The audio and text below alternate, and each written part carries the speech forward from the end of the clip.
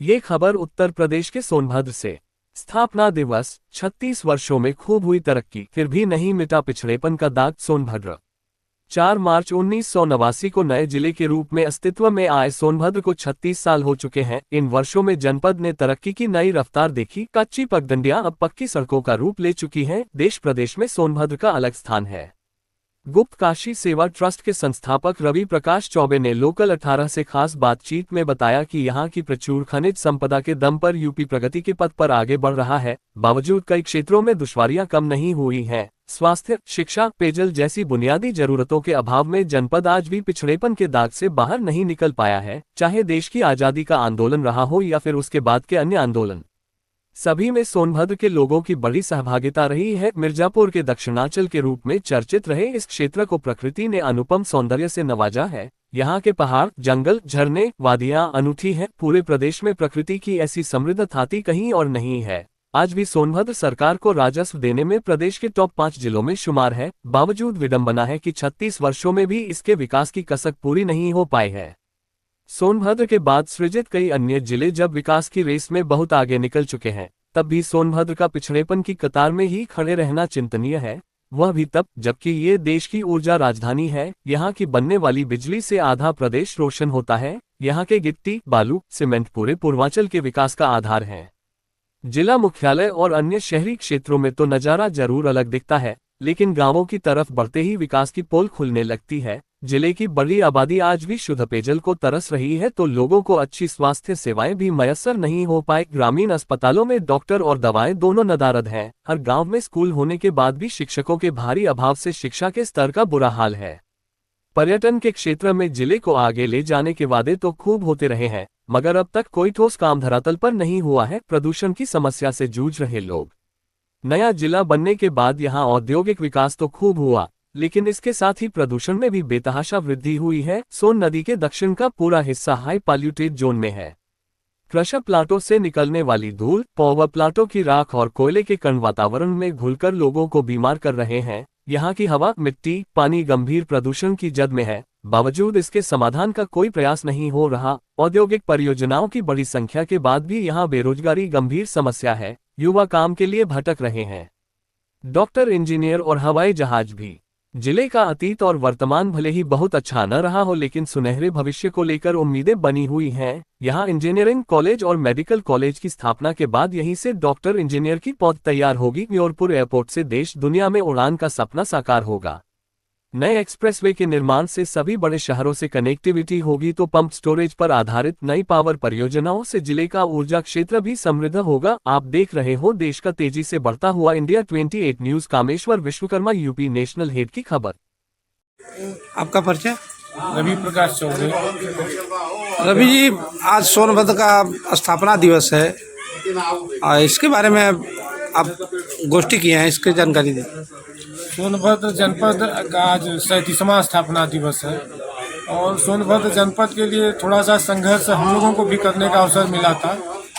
सोनभद्र जनपद जब मुलायम सिंह जी आए हुए थे यहाँ क्लब मैदान रावटसगंज में, उस समय हम लोग इंटर में पढ़ रहे थे और उन्होंने जो है यहाँ जो डाला में गोली चलवाए थे मजदूरों के खिलाफ, विश्व हिंदू परिषद के लोग जो राम जन्मभूमि में तमाम लोगों को गोली चलवाए थे, तो वो सब लोग विरोध में वहाँ गए हुए थे और हम लोग भी कॉलेज में पढ़ते थे, इंटर में थे, 12वीं में हम लोग भी आ गए सुनने के लिए।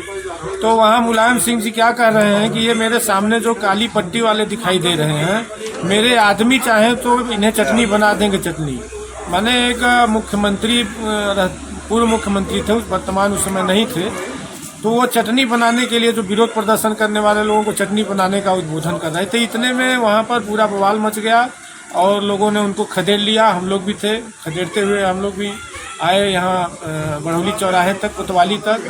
फिर तो वो जब फिर मुख्यमंत्री बने तो सोनभद्र जनपद को ले जाकर के वहाँ पिपरी में स्थापित कर दिए।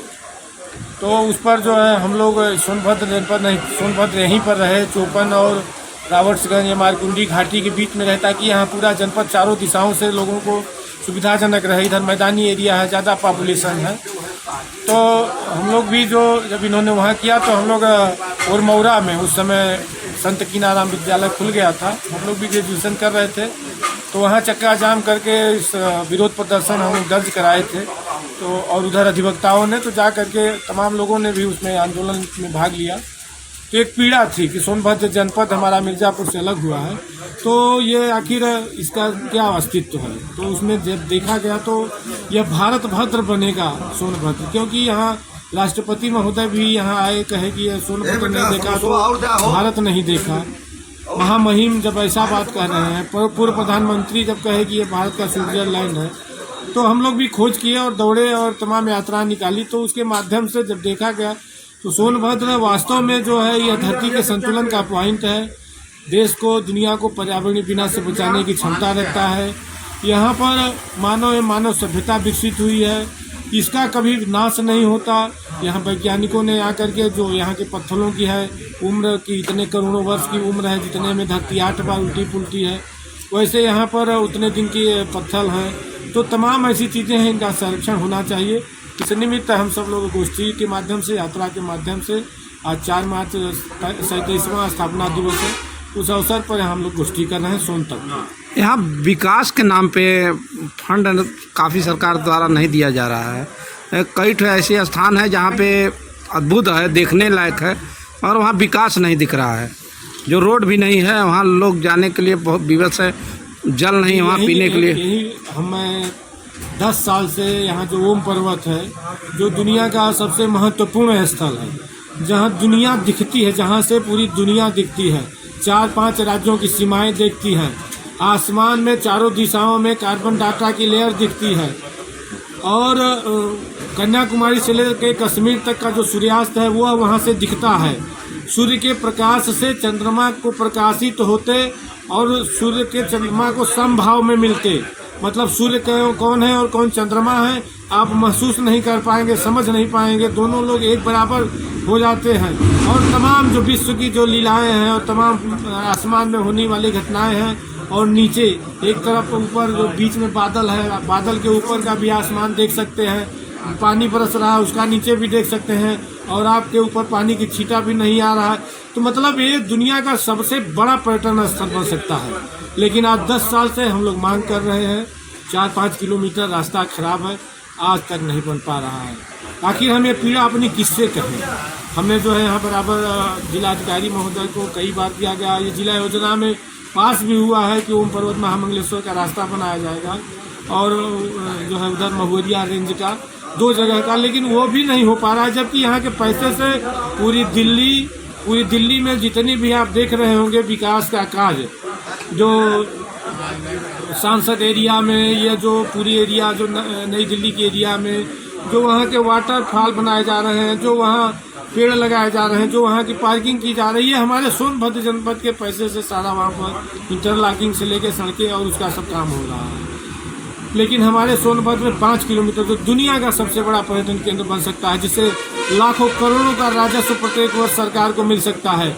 और जो हमारे विधर्म के तरफ जो समाज जा रहा है, जो हमारे सनातनी भटक जा रहे हैं, जो धर्मांतरण हो रहा है, वो बहुत बड़ा धर्मांतरण रुकेगा और लोग सनातन के साथ जुड़ेंगे।